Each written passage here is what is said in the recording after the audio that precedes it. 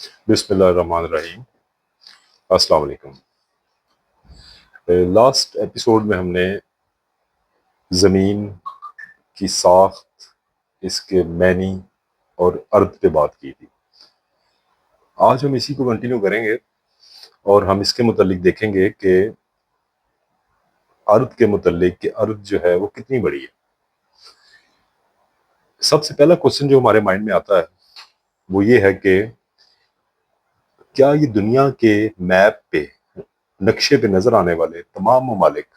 مثلا امریکہ، England, Pakistan, Italy,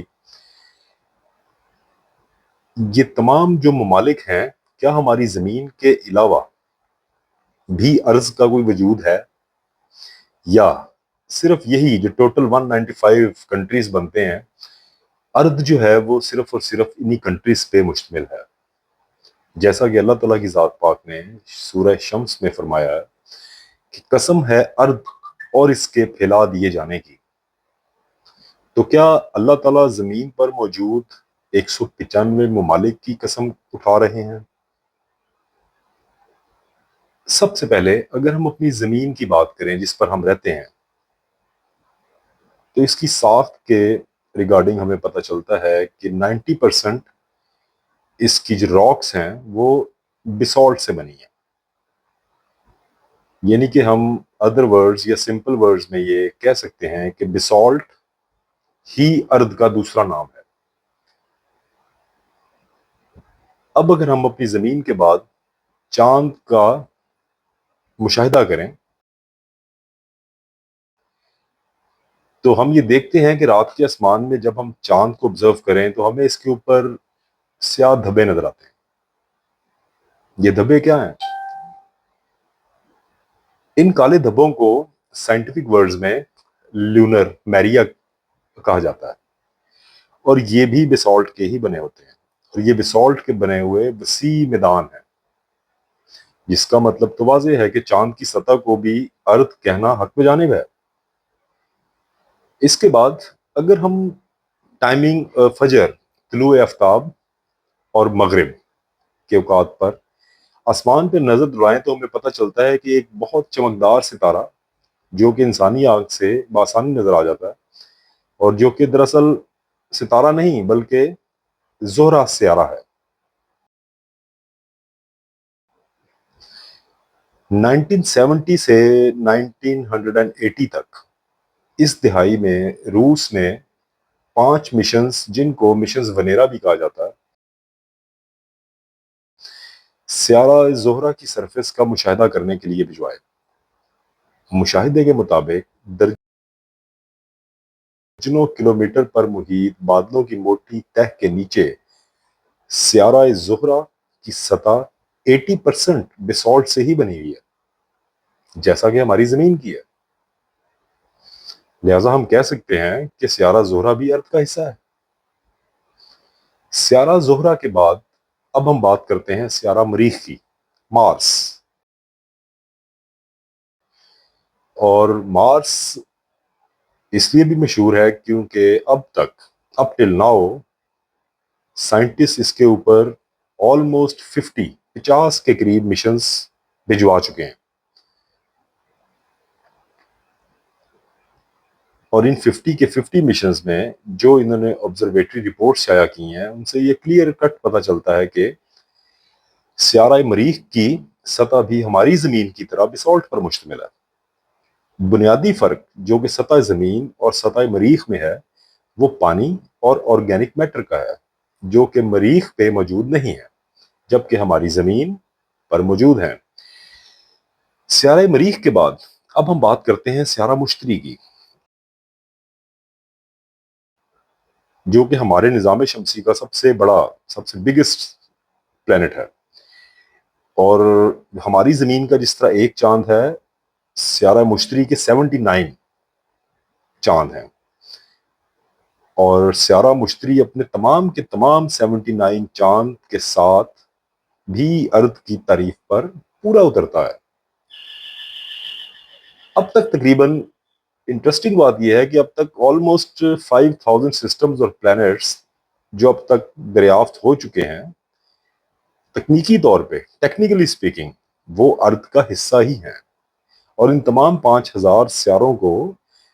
سائنسدان جو ہیں دنیا کے وہ ناموں سے منسوب بھی کر چکے ہیں۔ اگر آپ کو یاد ہو 2014 غالباً 2014 میں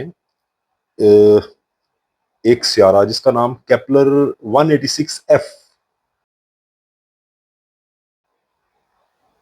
بتایا گیا ہے، اور یہ سیارہ آلموسٹ سیم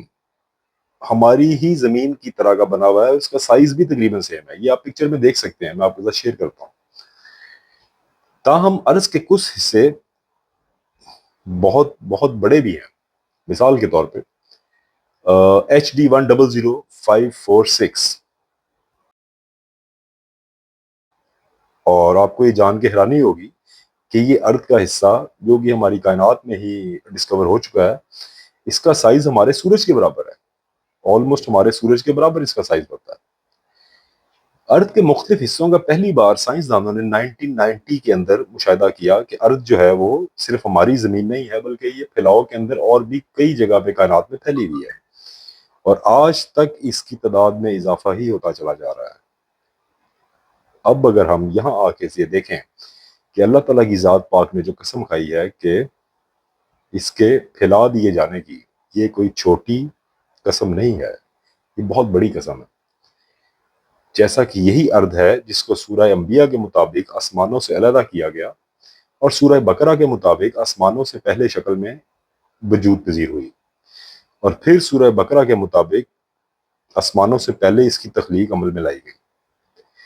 اس کے علاوہ اگر ہم مزید قرآن پاک کے اندر دیکھیں تو سورہ حامیم سجدہ کے مطابق 2 دن میں اس کو تخلیق کیا گیا ہے، سورہ نازیات کے مطابق چاروں طرف پھیلایا گیا ہے، اور جس کو سورہ حامیم سجدہ کے مطابق اس میں پہاڑوں کو بھی رکھ دیا گیا ہے۔ اس کے علاوہ سورہ حامیم سجدہ میں اللہ تعالیٰ کی ذات پاک نے فرمایا ہے کہ ہم نے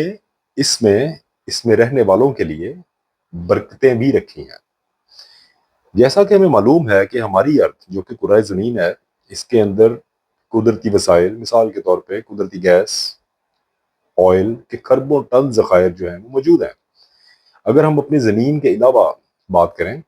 تو ہمیں ایسے پتہ چلتا ہے کہ کچھ ایسے سیارے جو کہ ارتھ کی تعریف کے اندر پورے اترتے ہیں اور ارتھ کہلاتے ہیں، جیسا کہ سیٹرن کا چاند ٹائٹن، اس کے اندر قدرتی گیس اور آئل کے سمندر تک دریاب ہو چکے ہیں، جو کہ بہت بہت بڑے ذخیرے ہیں۔ اس کے علاوہ کینسری E55 ارتھ میں اتنا کاربن ہے جو کہ ڈسکور کر لیا ہے سائنسدانوں نے، اتنا کاربن ہے کہ اس کی پوری سرفیس جو ہے وہ ڈائمنڈ سے بھری پڑی ہے۔ یہاں آ کے ہمیں پتہ چلتا ہے کہ اللہ تعالیٰ نے جو ارتھ کی قسم کھائی ہے وہ واقعی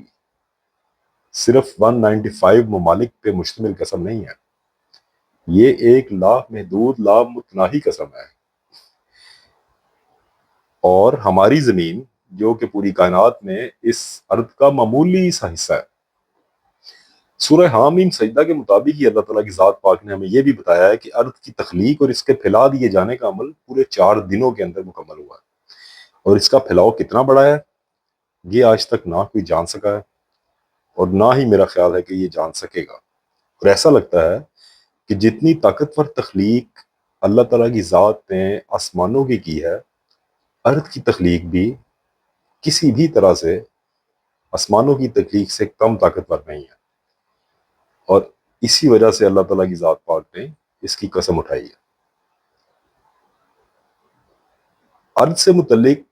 جو باقی اور اس پہ رہنے والی مخلوقات سے متعلق ایک شارٹ ایپیسوڈ نیکسٹ 12 آورز کے اندر انشاءاللہ اور ایر ہوگی۔ آپ سے ریکویسٹ یہ ہے کہ اگر آپ کو یہ میٹیریل کو انفارمیٹیو لگتا ہے تو آپ لائک بھی کائنڈلی ضرور کریں تاکہ باقی لوگوں تک جو ہے وہ یہ انفارمیشن پہنچ سکے، اور سبسکرائب بھی کریں۔ Thank you.